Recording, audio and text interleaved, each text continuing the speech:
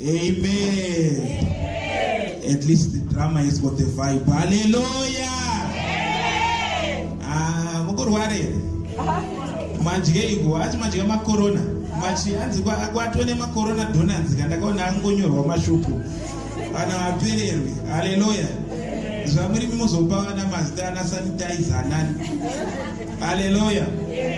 Yes, we thank God. We thank God for everybody who's here. We bless the holy name that you are here. Hallelujah. You can kindly take your seats. Hallelujah. If I don't finish this message in time, I will definitely try my level best to continue it next week. Hallelujah. Because there are a lot of things that people do not understand about Scripture. Hallelujah. I told you last time that the Word of God has nothing to do with, has little to do, shall I use the word little? Hallelujah. The Word of God has little to do with acquiring gains or earthly gains. Hallelujah. That's why the Bible says, store up your treasures in heaven, where mammoth and rust cannot affect it. Hallelujah. Meaning there is an understanding that a child of God has to have. That understanding is there is somewhere you can store up your treasures, unlike this earthly vessel. Hallelujah. There is one thing that you cannot run away, yes, when you are here on earth. Hallelujah. Everyone wants to be a billionaire, everyone wants to be a millionaire, everyone wants to make it in life. Hallelujah. You just want to be successful. In everything that you try, you just want to make that mark of success. Hallelujah. But that mindset does not die in a human being. Munagapenga benzi chera gapenga.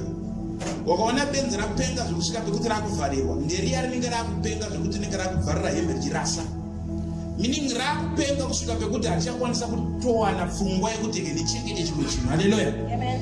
Asi wakaona benzi rinofamba richipenga richinhonga mapurasitiki richidzadza muhembe rigodzadza zvimabhegi hakuna anorisunga. Nekuti pfungwa iyoyo ndo pfungwa iri munhu wese, asi kungoti uri kungopenga zviri mai kuti mbichane. Uye zvakakupenga kacho kakawandisa kuti vanhu vasaone kuti ndiri kuda zvinhu asi sezvabatika hazvo. Asina blaza vari pasaidi vakatuta twavo vari kungoti inini ndabuda pachena. Chandaona chese nechangu. Hallelujah. Kufanana takafanana. Hallelujah. And everyone has got his own moment of madness, but it's only kuti painoitika pana anosafa anenge ari padhuze ipapo. Ukabvunza mukati momomo wakarora anoziya kuti mumwe anembotacha mbichana ndozongoti gadzike kusaenda kubhisiti zvezve. Hallelujah. Meaning there is always that moment whereby everyone's desire is to acquire, is to have all those earthly gains. Hallelujah. So sometimes that mindset will override the word of God to such an extent that if we are not careful as children of God, we will major on the minor. Hallelujah. No dominant thinking, no the dominant thought amongst human beings that you ought to have something that you call your own. But if we are not careful, we will dogmatize it to an extent that your prayer life, everything that you call you, will be based on how much can you acquire. When you don't have money, when you don't have resources, when you don't have tangible things, you will say God has left me, or God is not with me. Hallelujah. Because you have reduced your spirituality to the level of carnal things. Hallelujah. So there are certain messages that are so important that are in the Word of God. So there are certain messages that are in Scripture that then are of primary importance that we tend to ignore because we want to preach about things gain. Hallelujah. Mota yako, mari yako unaiona chete, kanja nikufasha yara kunaita wani nikufara. Because you do that. Hallelujah. But at the end of the day, like what I'm saying is, that's not the primary reason why we preach the gospel. Hallelujah. The gospel, yes, it's good news that encompasses all. It's like a student at school.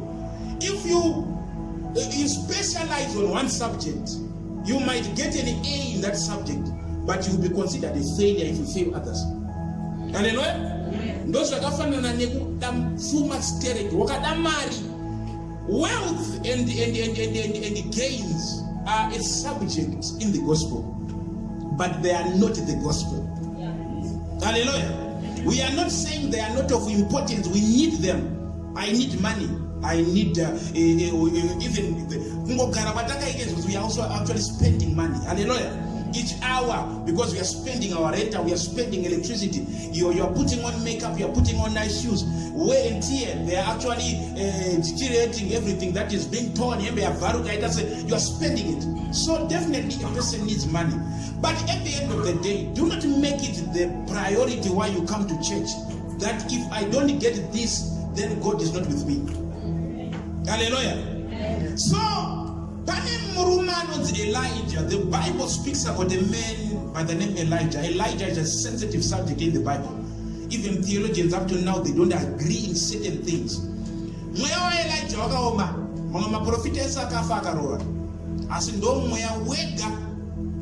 persisted in all generation. Yes. Hallelujah. Amen. But the key thing about the spirit of Elijah is it points to the message of the season. Nekuti machecha arambidzwe kuvhura. Even yakono kwatotanga kutovhura izvo zvivi mandiriasa ministry international totenga speaker yako totanga uri wandimi. Hallelujah. Azvirambidzwe unokwanisa kuzviita. But chinozokutesta is the depth of, do you understand what is needed in this season?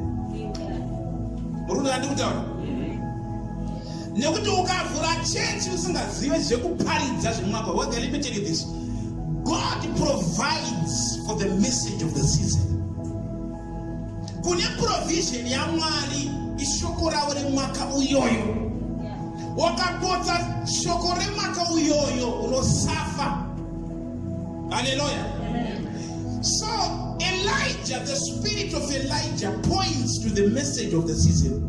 Nonongedzera kuti mwoyo kumwaka uno chiri kuparidza nezve uyezve zviri kuitwa mwaka uno ndezvei. Ndowega mwoyo unoteseka mubhaibheri.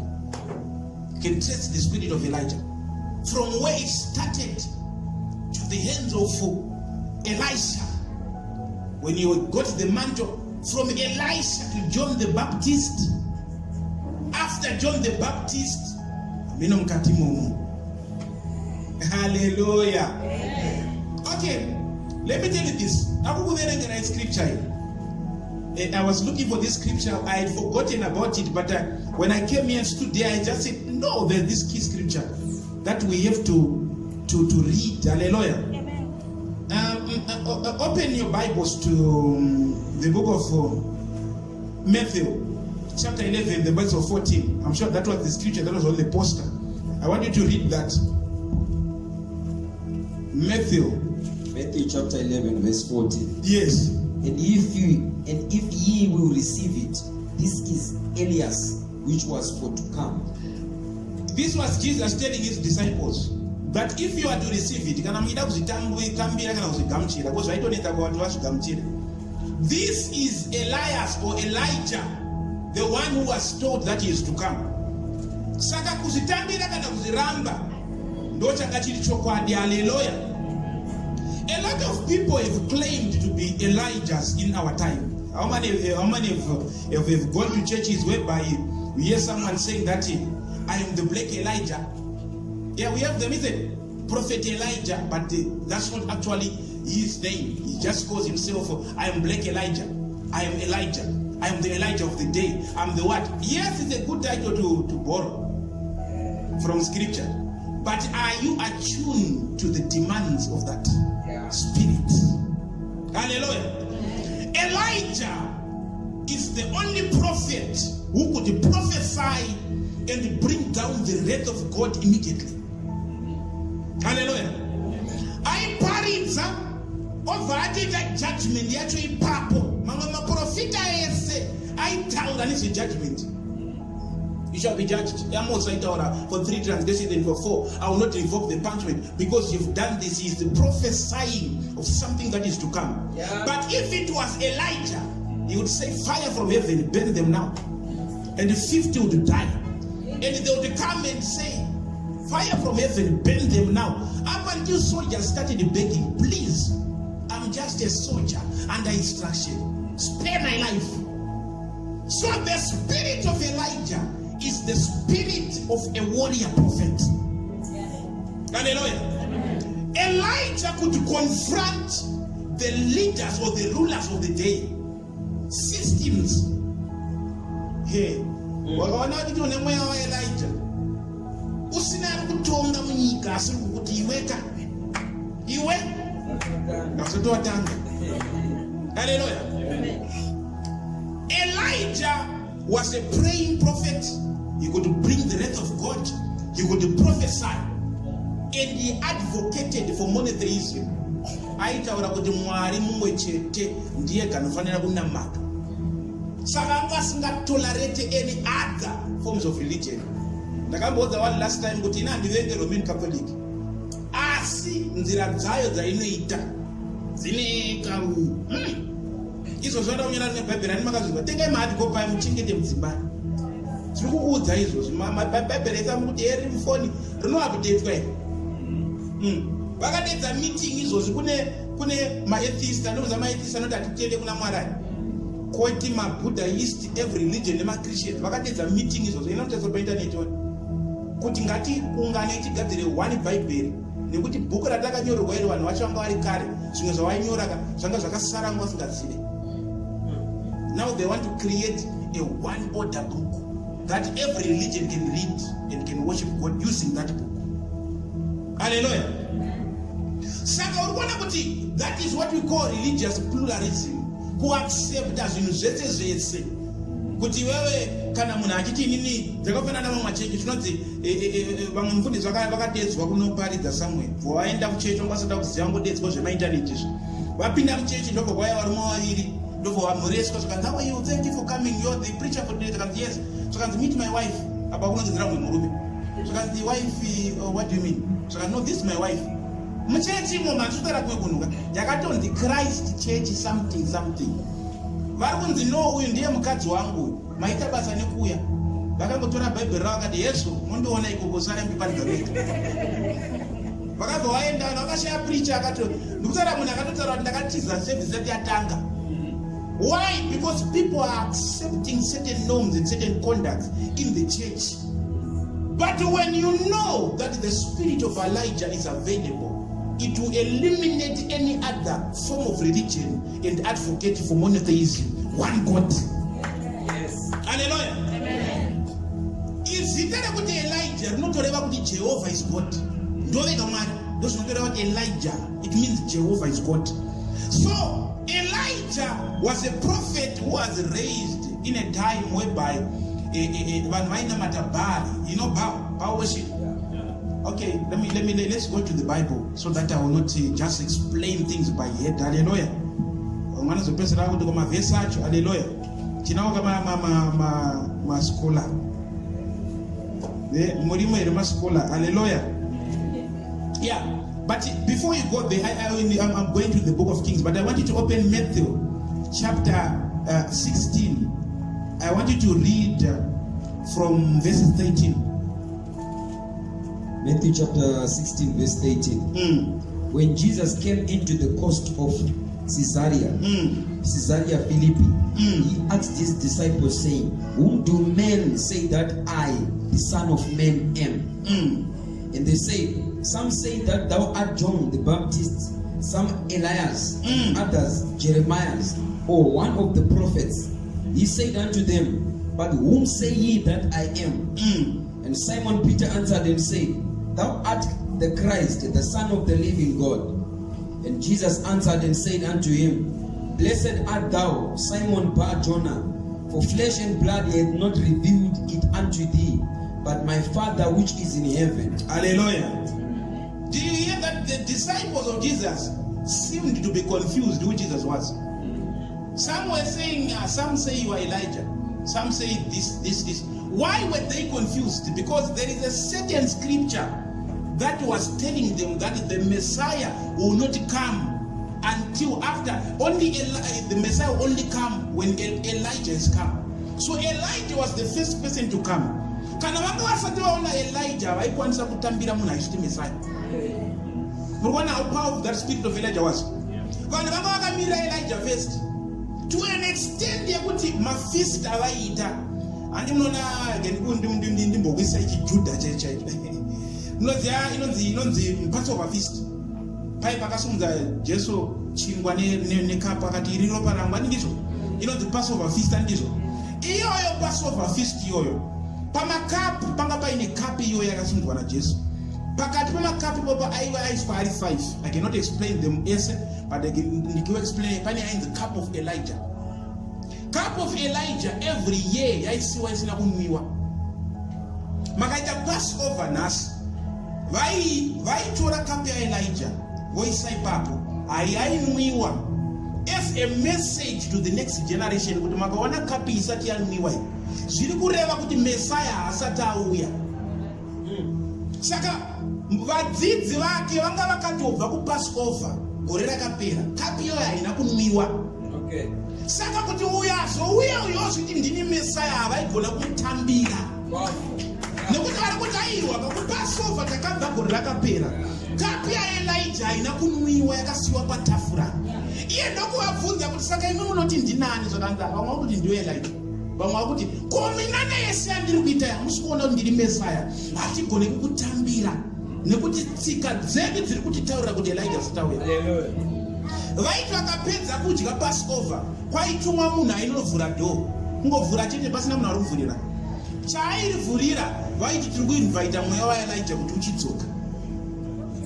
Kapu yanga isina kunwiwa, dhoo ravhurwa, mweya usati wadzoka. Saka munhu wese anozviti Messiah vaitenga nematombo. Vaitokurwisa kuti hakuna zvakadaro. Ndosaka uchiona kuti paTransfiguration pakaitika kuti pakauya Moses naElijah vakatobva vakonfuzika wese. Vakati hai zvakutotemesa musoro manjezvo. Zvii zviri kuitika murume uyu saka ndiye. Kuona kuti minanda yese anga asina basa naye. Vaitoti Bhaibheri riri kutaura Malvin.k chapter 4 and Malvin.k chapter 4 kuti asati auya. Kana asati auya, then we cannot accept another Messiah. Hallelujah. Malvin.k chapter 4 verse 5. Ndoba vakatotaura kuti asati auya Messiah kuchatanga pauya Elijah. Saka vaitanga vada kuona Elijah. Kana pasina Elijah havaikwanisa kumutenda Jesu kunyange aita minana yakadii. Vaita kuti mumwe muprofita. Hallelujah. Malvin.k chapter 4 verse 5. Behold, I'll send you Elijah, the prophet, before the coming of the great and dreadful day of the Lord. And tichakutumira Elijah before the great and dreadful day of the Lord. Saka vesi iyoyi ndo yanga yakasunga dzinza rese remaJudha kuti kana pasina kuuya Elijah Jesu hatambirika hasi Messiah. Ndoko vaenda paTransfiguration ndakuti uende pana Matthew chapter 17 verse 2. Tangira ipapo ndakuti uone kuconfusika kwakaita wese. Tozotaka kutrace mweya waElijah kubva kuOld Testament. Ndoda kuti unosvika pana mweya waElijah tinosvika tinotambira pana John the Baptist. Toziya kuti pano ndo pakagumira ndo pakaurewa Jona. Chii chakaitika pana John ndo pakatanga mharidzo yekuti mharidzo iyoyo wakaona waitakura kuenda munyika umo. Chendero tinokwanisa kungobatwa bhandi vanhu vashaika. Nokuti unenge wakuziva kuti pazvari kudiwa kuparidzwa mumwaka uno there is. Hallelujah. Matthew 17 verse 2. Yes. And was transfigured before them, and his face did shine as the sun, and his raiment was white as the light. And behold, there appeared unto them Moses and Elias, talking with him. Then answered Peter and said unto Jesus, Lord, it is good for us to be here. If thou wilt, let us make here 3 tabernacles, one for thee, and one for Moses, and one for Elias. While he yet spoke, behold, a bright cloud overshadowed them. And behold, a voice out of the clouds which said, This is my beloved Son, in whom I'm well pleased. Hear ye him. And when the disciples heard it, they fell on their faces and were so afraid. And Jesus came and touched them and said, Arise and be not afraid. And when they had lifted up their eyes, they saw no man save Jesus only.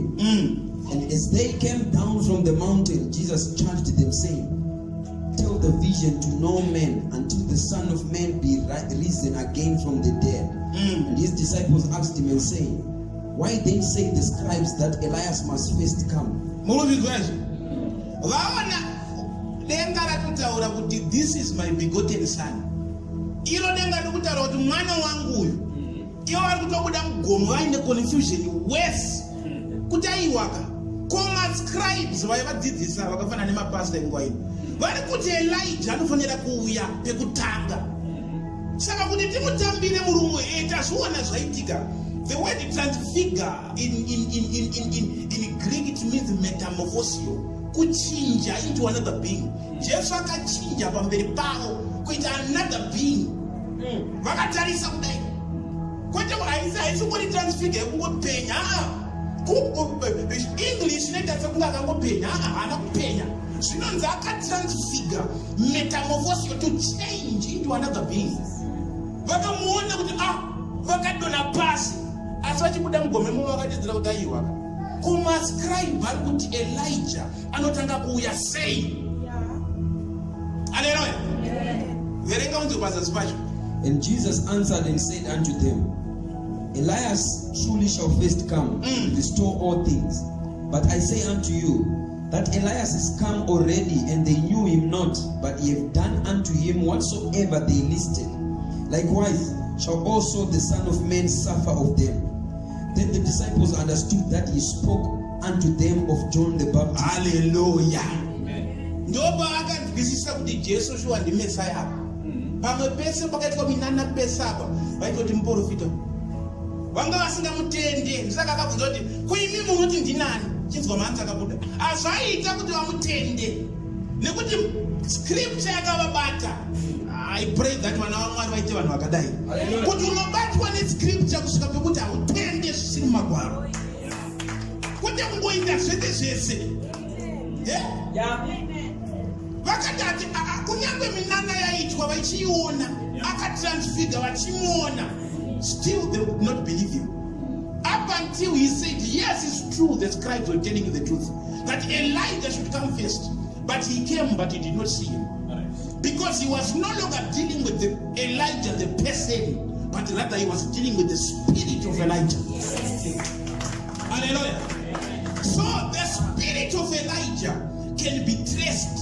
It can be traced. Hallelujah. Fry 1 Kings chapter 16, the verse of 31. The book of 1 Kings chapter 16.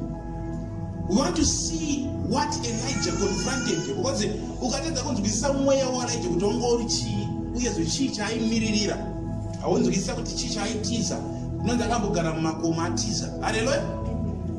1 Kings chapter 16 verse 1. Start from verse 13. Or verse 13. From verse 13 it reads, For all the sins of Sorry, go to 31. Chapter 16 verse of 31. I want you whereby Ahab married Jezebel. Verse 31. And it came to pass, as if it had been a light thing for him to walk in the sins of Jeroboam, the son of Nebat, that he took to wife Jezebel, the daughter of Ethabel, king of the Sidonians, and went and served Baal and worshipped him. And he reared up an altar for Baal in the house of Baal, which he had built in Samaria. And Ahab made a grove, and Ahab did more to provoke the Lord God of Israel to anger than all the kings of Israel that were before him. In his days did Hiel and the Bethelites and built Jericho. He laid the foundation thereof in Abiram, his firstborn, and set up the gates thereof in his youngest son, Segub, according to them. You can stop there. Dakuti mumbatisise munanonzi Jezebel. Hallelujah. You have heard this title. The Jezebelic spirit. The Jezebelic spirit. Hey, this one is terrible. Hallelujah. Elijah akauraya varume 400 and something Baal prophets akatiza mukadzi wani ainzi Jezebel. Haleluya. Saka anga asiri mani nekutamba nawo kunongoti vaipisa mainini vavo kwete mbijana. Haleluya. Jezebel akarorwa nemurumainzi vangari mambo weIsraeri. Arorwa mukadzi uyu akasvika akabva akomanda kuti hatichanamata mwari wamainamata wacho waiziva kuti ndiwo munana akavabvisa kuIjipita. Zvese zvakazvivharisa. Saka asi munhu ekutamba naye akati takunamata anonzi Baal, the god or the goddess of fertility. Baal ndiye murume waEsther anova Easter. Haleluya. For now hatisi kuita izvozvo, asi kutaura zveEaster. Tava kutaura nezvaBaal. Haleluya. Baal worshippers. Baal manje zvaaita manje ndosaka wachiona kuti vanhu vakaudza kuti if become Baal worshippers they feel like they've insulted them, but sometimes it would carry a lot of truth in the statement. Reason ndekuti vanhu vanotadza kuziva kuti kana wakaona wakunamata mwari nenyaya yekuda zvinhu chete waeBaal worshipper. Haleluya. Nekuti Baal havana kunzwisisa kuti sei Elijah akavhara mvura. Havana kuti vanhu ndavafe nezvirwere nekuda kuti hamusunamata mwari, akati ngativharei mvura. Mvura yakavharwa naElijah kusvika pekuti kwanga kusingaoneke kana kagore kana 1. Kana uchiverenga bhaibheri rako zvinonzi Elijah akazonamata achituma muranda wake kuti ende notarisa kuti pane chiri kuoneka here. Muranda wake akamhanya osvika kuti kwakangochena kuri bhuru hakuna kana gore. Kusvika azotaura kuti ndiri kuona kagore kanenge chanza revoko. Amana wakaona gore wako na gore renge chibhakera chezanu kanenge kari kadiki kako kagore kakadai. Munhu akasvika kati kati ndikuona kagore kanenge ruku remunhu akafara munhu kuti zvinenge zvaakuita. Imbofunga kuti chii changa chaitika. Inyaya yekuti makore chaiyo anga asatooneka. Saka waitonyatsoona kuti punishment yaMwari ikai yakasvika pekupedzisira kuti makore anga asingatooneka, denga ranga rakangochena. Wai vakadaro Mwari? Nekuti vanhu vainamata Bhaari vaiti Bhaari kana achiuya kuzoropafadza nyika ndiye anotipa maguta, ndiye anotipa makomborero, ndiye anoita kuti tiite pfuma, tiite mari, ndiye anoita kuti vana tizvarane tiwande nezvipfuyo. Kana achiuya Bhaari kuzoropafadza anouya akatsika pamakore. Mwari akati okay, anouya ari pamakore. Kana ndiri ini manje rege ndibva ndavhara negore racho. Ndotakwachiona kuti kune vamwe vanhu ekutika Mwari anomuropafadza so paunongoda kungotisaudzira kuti hauchada kunamata kuti vechechi handida ndereche vanobata panodzimba ipapo pato pangu vachifunga kuti ndo pandiri kufemera ndo pavanodzanya ofunga kuti ndisatani nyamba ndimwari. Nyamba ndimwari. Ava vanhu vakapanishwa to a level yekuti vakanyatsoona kuti aiwa Bhaari uye haasi mwari zvesho. Kana makore acho anonzi anombochovha achidzika anga asingaoneki. Haleluya. Because Elijah wanted the whole nation to turn away from Baalism, the worshipping of substance. Simbo ya Baal yanga iri bhuru remombe. Haleluya. Ndovona chibhuru so changa ndo chavainamata. Saka haana kutanga kunamatwa nhasi Bhaari. Wakatotetsa kuti mhosva yevana veIsraeri kubva mugwenga yanga nyaya yechibhuru. Last time ndakambokuudzai kuti izwire kuti mani rinobva pakuti chii? Makanganwa? Mani rinobva paLatin word rekuti pecunia, ndo zvinoreva mani. Izwire kuti pecunia rinobva paizwire kuti pecus, which means cattle, cow. Okay. So when you see the symbol of a bull, enda kustock exchange yokuAmerica pane chisaini chibhuru so. Saka kufunga kwenyu vanovhiringika kuti vakati kuisa gudu rakadai. Vanoisa bhuru because the bhuru ndo rinoreva mari. Mari yese pasi rese inotendera pastock exchange yepaAmerica. Saini iri murodhi zihombe zimombe rake so. Ndokuti wakamira pagumbo rinenge riri pana paso. Ndora vakaisa pakati. Ndo panotendera mari yese. Wakadzwa kuti pai pakati pakagobwa maTwin Tower ndipo ikoko. Aitoziva Osama kuti ndakavarova apa handa kupanisha America chete. Ndabata munhu wese. Vanongedzera ndege pakati ndibhombe ndo pane mari yenyika dzese. Hallelujah. Saka you understand that Baal worshippers, they worshipped God, the God of substance. Mari ozvinhu mota dzangu, mari dzangu, imba yangu, chikafu changu, zvinhu zvangu, ndo zvinhu zvangu, ana zvinhu zvangu ayo wamawaziya. Urimo mukati momuna zvinhu zvenyu. Hallelujah. Zvinhu zvinouya asi pane formula yaMwari, seek ye first the kingdom and its righteousness, and all these things shall be added unto you. That's the kingdom way of acquiring things. Hallelujah. You seek his face. God knows you are in need of these things. Hallelujah. But don't make it the only thing that you come to the house of God. Hallelujah. They were worshiping Baal. And when they were worshiping Baal, Elijah arose in that immediately, in that time.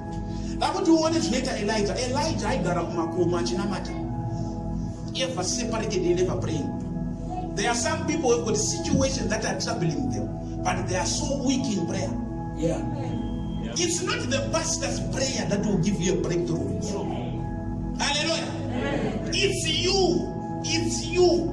Because if I become your solution, then it means you are now worshiping me. That's true. Hallelujah. Don't make me your solution. You are the solution to every situation that you are facing. But how you handle it? No. I will pray for you. I will break certain things. That's true. But at the end of the day, what revolves around your life, all of it is not about it. Hallelujah. Amen. Believe me, I've seen people. Last time I told you, somebody here came here, not once. There are people who raised money. That's why I was telling my friends that, no, you know what? Some people in our ministry, in our church here, they don't want to just sow into the things of God.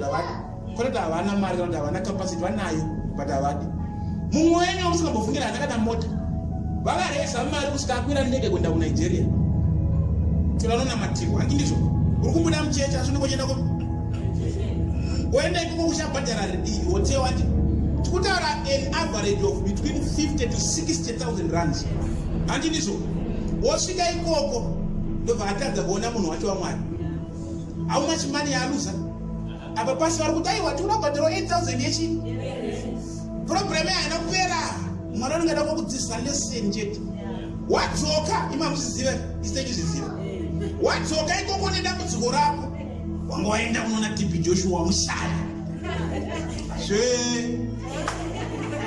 obva wauya wadzoka muya 8,000 muya mapasi emahara tofadza kunamatira saka zvapera saka ndapasa ndakatomboenda kuNigeria ndakati ndoziya imi kwamunodaka munoda kwamunodhonyoreswa kana takakuti uya pano mahara tikunamatira unonge zvina power so hallelujah.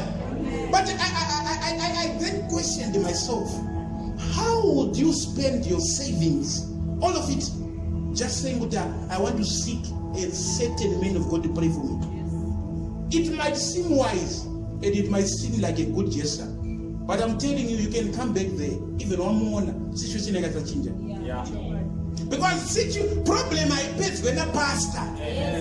Problem pays one new come over in our Namari. Hallelujah. Ndakatumvunza ndakati kozi zvawakaenda kwesoko mari kwaita sei kozi kwakadungu yataka kunamatanzirwa ndaita saka ngochiti pamwe sezochiona ndoane power ndikati ndo era yako iyoyo yekufunga kuti munhu ane power stereki ende Mwari iyena tsene ndakatotara kuti handakumuudzawo ndakati apo wadzidziswa inonzi chidzidzo naMwari kuti vakupanisha homwe obva wanyato ende unoona manje the funny part of it one of the person was even calling me kuti handisina pekugara after wambokwira chi wakwira ndege wadzoka washaya vamweni ndinenge chiziva kuti uya hapo ningi nekuda kwakadai adzoka akambotara kuti pasi ndakasevha mari yangu yese ndakasevha ndo ndakakwidza ndege iye kutorungu adhakwa nemwedzi zvina but isu muno mahara hatina chatiri kubhadhara ndakatombofunga kuti tinochangwisa kakaunda kuti apa toona kuti zvinofamba sei. Hallelujah. Because you are coming back, we pray for the same problem. Now you don't have that problem, but now your problem is you no longer have the money that you spent. Hallelujah. Say wisdom is a rare gift. Yeah, can I Bible in everything that you do, pray for wisdom. Wisdom, you know, you are single day. Hallelujah. So Elijah akakonfronta Baal, the Baal worshipper. Ndo yanga iri system yevanhu vaitoti kana pasina Baal hapana provision inouya. Baal ndiye anotiprovide, ndiye anoita zvinhu zvese. So we have to worship this one. Hallelujah. So Elijah akasimuka ndokubva avhara mvura 3.5 years there was no rain. Ndokubva aenda kunogara musango in the brook achifidwa nemakungu andinoziva nyaya yacho. Achimwa mvura kubva mukabhuruku. Unogati akavhara bhaibheri unofanira kunareta nyaya yebhaibheri nemusoro. Hallelujah. Achimwa mvura zvinonzi mumakore nekufamba mvura yakaoma. Chingwa ndokumira kuya. Ndokubva aenda ndobva ati ndakomanda mukadzi uya windo yekuzerefata ndinoiziya. Ndokudzika mugome mumo ndokunomuudza ndokudyira mukadzi uya nekamwana wake kachingwa kawo. Avadyirwa ndobva wapuwa provision iri miraculous ndokutanga kuprovidwa. Fambei Elijah ndokubva adzokera ndokunokonfronta mambo anonzi Ahab akati, for how long shall you be caught up on two opinions? Hallelujah. That's one of the most famous statements that the prophet uttered. Kuti muchasvika rini makabatira pazvinhu zviviri, pana Baali kana Jehovah. Kana Mwari vari Mwari ndavazviratidze, kana Baali ari Mwari ndazvita sei. Ndo inonzi the battle of Mount Carmel. Hallelujah. Battle of Mount Carmel yakuitika zvinonzi Elijah akasimuka Elijah avakadedza the 450 or so Baal prophets. Vadedzwa maprofita iyayo, the Bible records that there was a battle there. Hallelujah. Battle yatanga iri simple yakuti vakati torai mhuka, torai a bull, put it on an altar. The God who answers by fire will be worshipped. That is the new God. So now the 450 Baal prophets went into ecstasy. Kuitange kunosvikirwa kwekusvikirwa hazvire kuti una Mwari hazvina kutanga nhasi, vakawanda vakasvikirwa hazvina kuuya. Haleluya. Aiwe taisi. Hallelujah. They went into ecstasy. Kusvika pekuti vakatora mapanga vakatanga kuzvicheka-cheka. Vaida kuti Baali aita sei adzike. Elijah zvinonzi akatanga kuvamoka akati ndofunga Baali aita goridhe. Dedzeresai varume anodzika. Varume vakati pamwe ari kurevesa murume uyu ngatichuruke mudenga. Apa ropa riri kuchuruka vazvicheka kuti Mwari aone kuti vari serious. Ndotaipeyo kuti ndinge ndirohwa nemvura iri musango, meni ndimupota kuti lai achiti Mwari ndiri pano ndiri serious nemi. Mwari hakuropafadza nekuti uri serious. Kana kwakunayatiza mvura uende paspeshedi wozodzoka wonamata. Haleluya. Munoona kuti ndinengida mafanizira, but I always teach you things vitanga majokes. Munoziva kuti kune inonzi Gnosticism. Gnosticism ndeyekutenda kuti unofana kupanisha nyama kusvika yarwadziwa. Ndozvikuti Mwari varakidze kuti you are getting closer kwaari. Harisingori doctrine ringori pamachecha ekuti anenge ari mumasoro. Munhu anokwanisa kurova munozi mukuyu mahewa asina shuga. Haleluya. Mukoyo unonzi mukoyo mahewa asina shuga. Anomarova nemaputi. Agoita 2 months ari musango imomo aida kurakidza Mwari kuti onai. Hallelujah. Matumba achimarwa nemaputa. Wozona munhu akuita maausa. Nani ndizvo?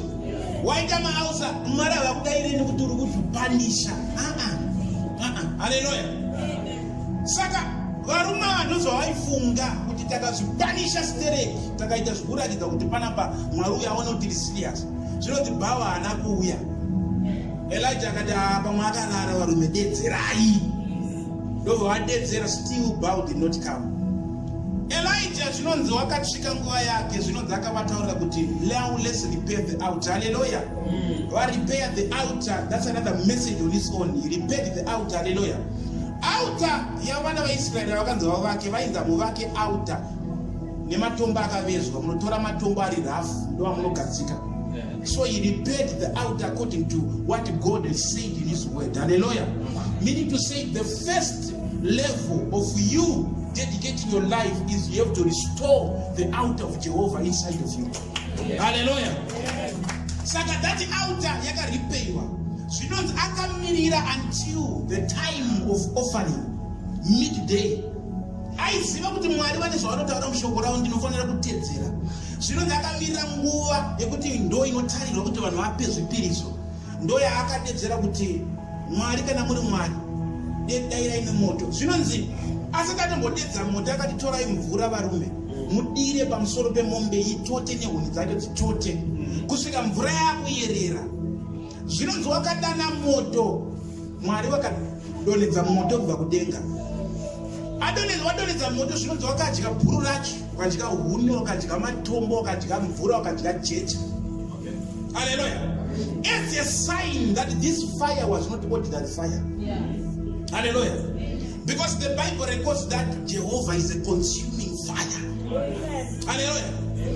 Adona kudaro zvinonzi akabvati batai maprofita esasa tatiza abhara. Vanga vakatozvicheka kudhara vakanzi batai munhu hapana anotiza pano. Urayai vanhu vakasulota vanhu ponda vese. Mboya Jezebheri vari kumba. Foni ndobva yachaiwa nemasiyayo. Yakananga ku-State House. Vakati maprofita apera kuno. Hakusisina asara vaurayiwa naElijah. Ndobva vati muise pafoni Elijah. Zvikanzi as long as I live, kana ndikasadambura musoro wako handizive kuti ndichaita nezvekudii. Elijah akarohwa nani akati mbuya vari serious here. Zvikanzi handisi kuziva kuti ndichaita zvekuita sei, asi ndiri kungoziva kuti musoro wako ndowandiri kuda chete. Elijah akabva atiza ndokubva aenda mumakomo. Haleluya. Akanohwanda ahwanda ndobva atanga kukomberera kuna Mwari kuti akomana ndanga ndiri zealous wani kune zvaMwari. Bodai upenyu hwangu wada kuona sezvinoita vamwe. Panguva yekuye kadai unenge wakurira wakuchema. Pandiri kukangana kuti Mwari uyu ndiye ambokudaira nemoto anotadza nekukurandutsira panyaya yasvika iyi. Haleluya. Ndosaka tana kuti pane vamwe vanhu nezuro taiona firimu yataiona inonzi Highway to Heaven. Totara mindfulness. Munhu akataura aingotaura pafirimu pakati unoziva kuti vanhu vanoda vaone kuti God's miraculous power is in every little thing that they do. Pane pamwe padiki pekuti unokwanisa ngoputswa nemoto kuti engeti ndidhuma. Hausi kuona the miraculous power of God. Vanoda kuti Gabriel adone kudenga ngoti tauya. Zibapiro chidai so. Nobody knows what munana watanga manje. You know, because we have got a preconceived idea of how the miracles of God should happen. Tinezvo takachengeta kudhara kana Mwari wakuda kutiita munana mumba munofana kuzara udziso usingasumuki.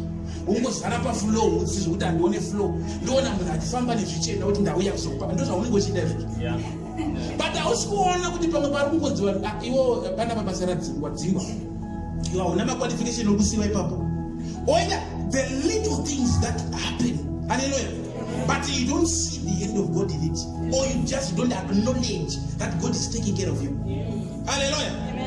Saka urikuona kuti Elijah akatanga kukomplaina. Mwari wakati mweya wa Elijah, mweya wa inawo ya utakurwe nemunhu akadai.